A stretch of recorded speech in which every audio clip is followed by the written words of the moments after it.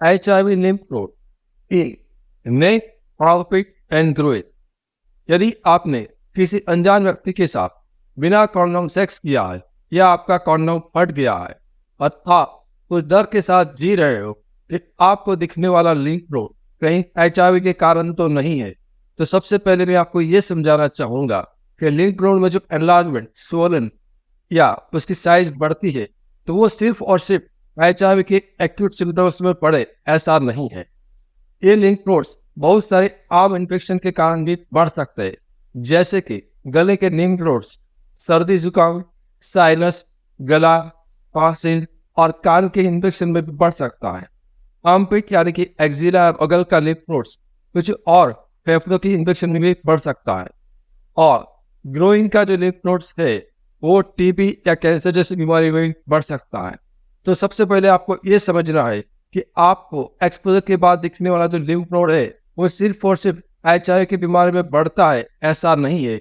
उसके अलावा भी काफी ऐसी चीजें होती है जहां पर उसकी साइज बढ़ सकती है, स्वोलन हो सकता है। और सबसे महत्वपूर्ण चीज कि HIV का लिम्फ नोड बड़ा है तो इसका मतलब उस इंसान के अंदर कोई बीमारी है ऐसा जरूरी नहीं है। आपको जान के ताज्जुब होगा कि हमारे शरीर में करीबन 600 लिम्फ नोड्स होते हैं और एक आम, नॉर्मल, हेल्दी इंसान जिसके अंदर कोई किस्म की बीमारी नहीं है उसके अंदर भी लिम्फ नोड की साइज बड़ी हो ऐसा हो सकता है, सोलर लिम्फ नोड हो सकता है। तो फिर आपको क्या करना है? आपको यही समझना है कि HIV का पता कभी भी किसी भी किस्म के सिम्टम्स के आधार पर नहीं लगता है। HIV का पता सिर्फ और सिर्फ लेबोरेटरी की जांच के आधार पर लगता है। यदि आपने कोई सही समय कौन सा होता है तो वो होता है विंडो पीरियड के बाद कराया गया कोई एक टेस्ट। तो आपको सिर्फ विंडो पीरियड के बाद एक HIV का टेस्ट कराना है और यदि वो नेगेटिव आता है तो उसके बाद आपको और कोई टेस्ट कराने की आवश्यकता नहीं है।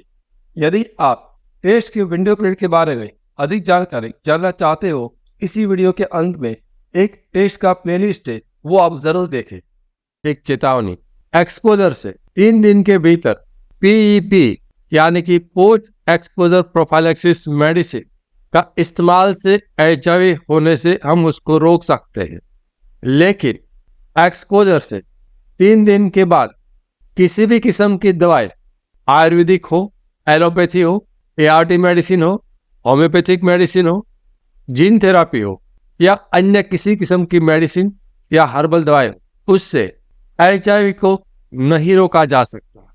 और HIV window period treatment, HIV window period medicine और विंडो पीरियड ट्रीटमेंट ऐसा कोई शब्द दुनिया की किसी भी किस्म की किताब में नहीं है, किसी किस्म की गाइडलाइन में भी नहीं है।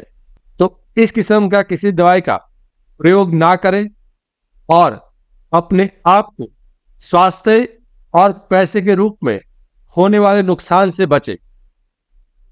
हमारा मिशन है HIV एक्सपोजर से जुड़ा हुआ आपका डर और दर्द को दूर करना, और हमारा विजन है HIV के बारे में आसान भाषा में आपको सच्ची और सही जानकारी देना।